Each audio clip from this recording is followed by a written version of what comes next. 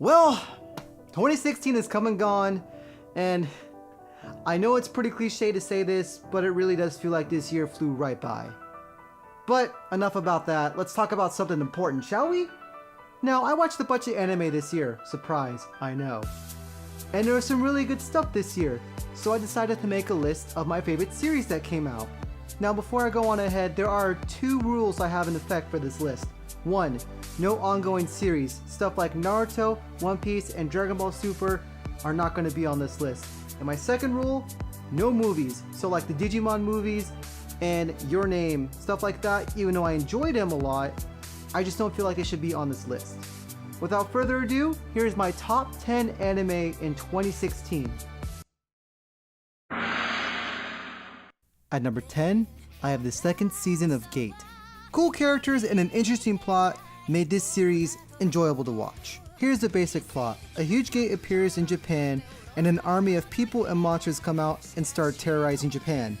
The military comes and wipes out all the monsters, and then they go through the gate to see what's on the other side. The gate is a portal that connects Japan to a distant fantasy world. From there, they make allies and enemies, and then a bunch of stupid political bullshit happens. It's actually quite intense to see how the fantasy world deals with modern day military power. And it's also kind of funny. At number 9, I have Itano Cocoon is always listless. Without a doubt, this is probably the most chill anime on my list. This anime is about how Tanaka is lazy and he'll stop at nothing to just lounge around and do nothing. What makes this anime enjoyable is that the characters are likable and it's pretty funny. At number 8, I have Love Live Sunshine.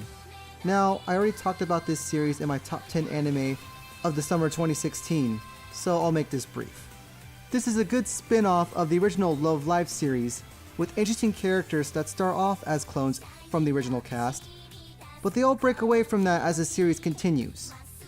Also, the plot is pretty much the same as the original series, with some slight differences. At number 7, I have Re-Life. Again, I already talked about this series in my top anime of the summer 2016, so I'll make this brief. This series has an interesting plot and deep, believable characters. There really needs to be another season of this series. At number 6, I have New Game. There really is not much to talk about this series. It's just your typical moe blob slice of life anime with Yuri bait, and it's just fun to watch. I mean, who's not going to enjoy just cute girls making games and just being adorable? I mean, come on. At number 5, I have Girlish Number. I really don't know what the A is in the title, so I'm just going to call it Girlish Number and ignore that A. Moving on. This series follows a group of girls who are voice actresses, and it shows the ups and downs of being in the entertainment business. And because of that, this series gives more of a cynical and realistic look at being a voice actor. Most of the characters are likable and the art and animation is pretty damn good. At number 4, I have the 2nd season of Snow White with the Red Hair. The more I watch anime, the more of a sucker I become of the romantic comedy genre. The 2nd season continues right from the first, and it shows the progression of Shirayuki and Zen's relationship. Everything about this series is great. The characters, the art, the animation. We got a trifecta going on here, people. At number 3, I have My Hero Academia. This is one of my favorite shonen series right now. This series follows Deku, a boy who wants to be a great hero, but he doesn't have any powers, and somehow, coincidentally, by a stroke of luck, he meets his favorite hero, All Might.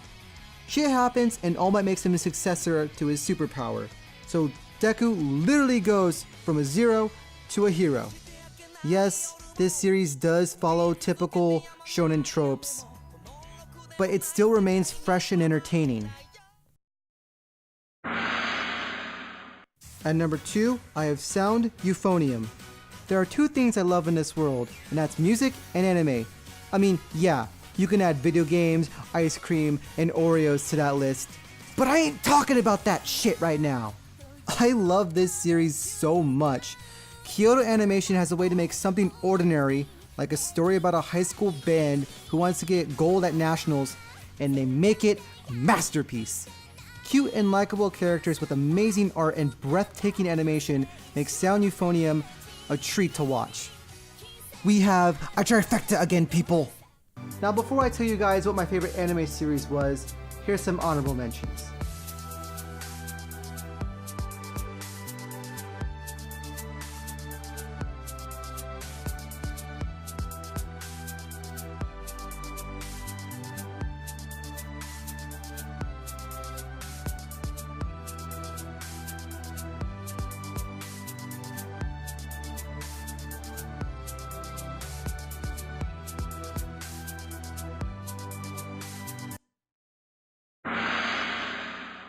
At number 1, I have Re:Zero.